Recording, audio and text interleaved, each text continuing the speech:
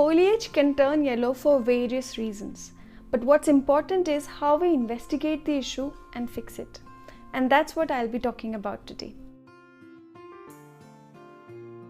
Last week, I bought this beautiful philodendron from a nursery. I noticed the leaves had a tinge of yellow, but I did not pay much attention and just transferred the plant as it is into my pot and added some of my soil. That's where I made a mistake. Now I see the yellowing of the leaves has spread to other leaves as well. And if I don't check it now, the plant won't survive. So let's investigate the problem and find a solution. When I investigate a plant issue, I use elimination method to drill to the cause of the problem. The first thing I do is check what kind of a physical change I see. Now in this case, I see the leaves are turning yellow. Now when plants grow, the older leaves naturally turn yellow and drop off. But that process is slow and it affects one leaf at a time. But in this case, what I can see is that most of the mature leaves are getting these yellow patches and it is spreading quite fast. So this means that the plant is in some kind of stress. What stress can that be? Let's find it out. Let's first look at humidity. Now philodendrons are tropical plants and they need humidity levels above 50%. For the past 4 weeks, we have received abundant rainfall and the humidity levels have been in the range of 70 to 80%, even reaching 99% on the day of rain. So there doesn't seem to be really an issue with humidity. Let's look at sunlight. Now philodendrons love indirect sunlight. Now this plant was placed under a porch and it was getting the perfect amount of sunlight it needs. Again, sunlight doesn't seem to be an issue. Now let's look at temperature. It's monsoon season and in the last few weeks the temperature has been in the range of 28 degrees to 34 degrees. This is a moderate temperature condition and with 80% humidity, it's the best condition for tropical plants like philodendron to thrive. So again, temperature is not an issue. Pests and diseases can also cause yellowing.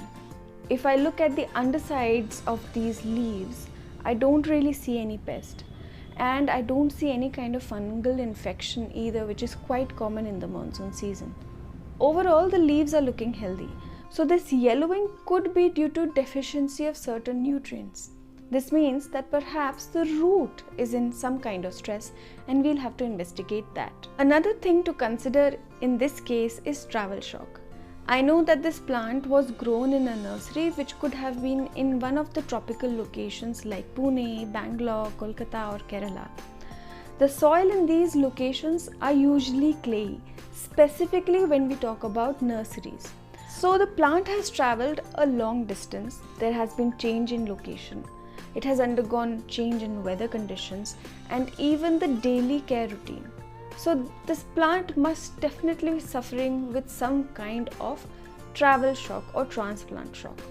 Its soil and roots will give me a lot of answers. So I will untie the moss stick and remove this plant from this pot and investigate the soil and the roots. We can clearly see that the plant had overgrown the earlier pot and was root bound. In fact, it's quite severe. The roots have formed a mat.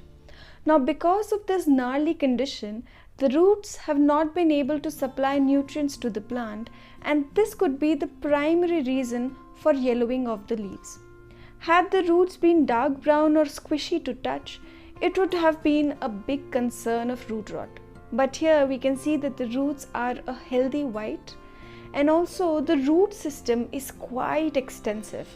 That would mean that the plant is strong enough and we can help it regain its vigor by loosening the roots a bit and allowing them space to breathe and grow.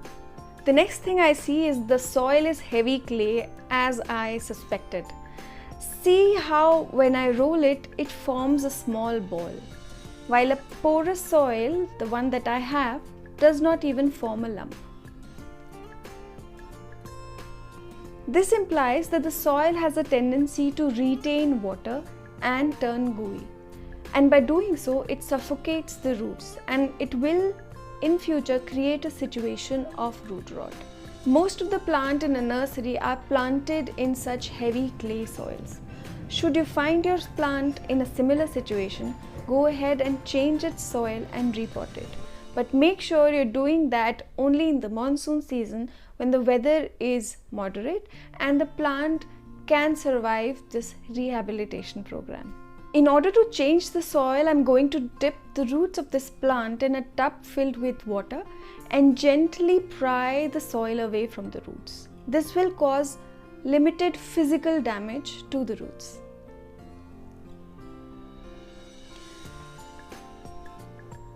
I've made a soil mix that's composed of coco peat, garden soil, vermicompost and sand in equal proportions. And I'm going to use a bigger pot to repot this plant so that the roots have enough space to grow.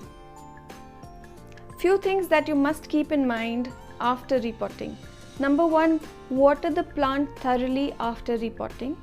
Number 2, place it in a shaded area away from direct sunlight. Number 3, do not add any fertilizer. The fertilizer will push the plant into activity and will take away every ounce of energy that it has to recover from this shock, which is not ideal. Number 4, do not worry if the leaves droop and the plant looks unhappy for a few days. It's undergoing transplant shock and it is bound to happen. It's natural. Remember to water it when the soil goes dry, the top 2 inches go dry, and just wait patiently, it will revive. So that's it for today. Let me know if you found this video helpful. Do please share and subscribe. I will see you soon. Bye.